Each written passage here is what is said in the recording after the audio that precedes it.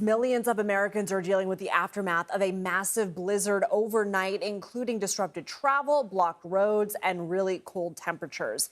In some areas, the snow hit historic levels. Here in New York, Central Park saw nearly 20 inches of snow as of this afternoon.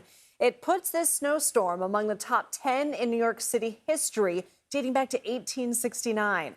Across New England, PowerOutage.us reports hundreds of thousands of outages. The vast majority are in Massachusetts, with more than 280,000. And in Philadelphia, the storm dumped more than 14 inches of snow on the city, the most in 10 years. Many local leaders issued emergency declarations. And across the Northeast, many people have been frustrated with yet another snowstorm. There's a lot of snow, and we've been kind of cooped up for a day or two, and I needed to get out. When you get 2 feet of snow, it's tough to figure out where to put the snow, obviously. I'm sick of it. I don't want to see no more snow. Since yesterday, more than 11,000 flights have been canceled through Tuesday, according to FlightAware. Most of the disruptions are at major hubs in the New York City area, Boston and Philadelphia, and we've got team coverage on this story.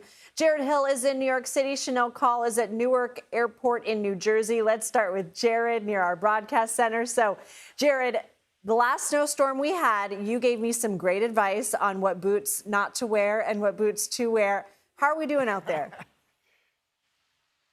And it's only because I have made the same mistake that other people have as well, Lindsay. What we're seeing today, though, is actually while there was a lot of snow that fell not only in New York City, but around the northeastern region, because it is significantly warmer than the one that we saw a couple of weeks ago, it's already starting to melt somewhat, at least here in Manhattan. This is going to be a long cleanup for folks in other parts of the New York City area. So that's definitely something to keep in mind. You were talking there about the impact that this storm has had so far. Again, about 20 inches fell in Central Park. We have seen upwards of 3 feet in other parts of the city, as well as some record-breaking snowfall happening in other parts of New England, places like Rhode Island, where they say that they had seen the most significant blizzard in their history, to their knowledge.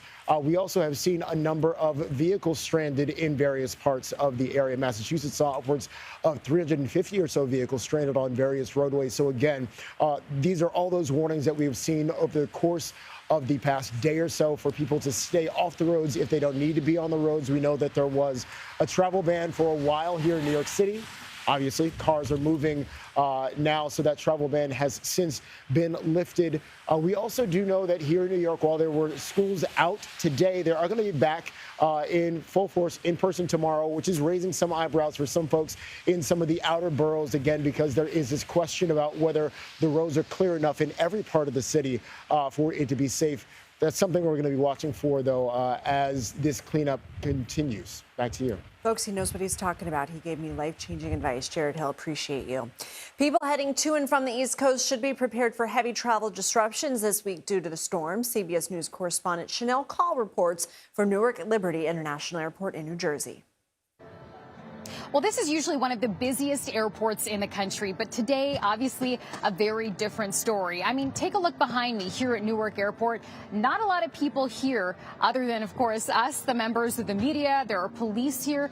There's also staff who needed to show up to work today. But in terms of passengers, the people that we spoke to sort of found themselves stranded here. There were people who came to the airport yesterday hoping to get on a flight either before the storm started or before it got really bad. Those flights were pushed to today, tomorrow, or the day after. When we look at the board here, many of the flights that were supposed to leave were canceled or delayed. 92% of flights here at Newark ended up being canceled today, so the impact really large. And those people who found themselves stranded here, some of them said they were trying to book an Uber to get out of the airport, but of course, because of that travel ban in place, they couldn't do that. Others said they were trying to book hotels near the airport, but because so many people found themselves in that situation, they couldn't do that either. Then there were people who said, you know what, I can't wait until Tuesday, Wednesday, Thursday, or Friday to go home. That was a couple we spoke to that are trying to get home to Florida, Jim and Marcia. Take a listen. On a wing and a prayer, we got an Amtrak, and we're going to see if we can get to D.C., and from D.C. get back to Jacksonville.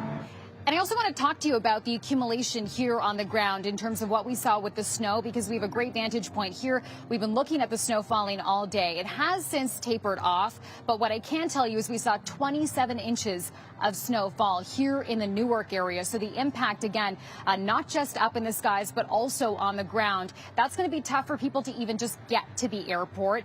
In terms of what to expect for the next couple of days, we know there have been thousands of cancellations and delays today alone, even more on the way for tomorrow. And because we've seen this backlog of flights that now have had to be moved to tomorrow, the next day, or the day after, it's going to take a while to get things up and running to full speed. Back to you. Shanelle, Kaul, thank you.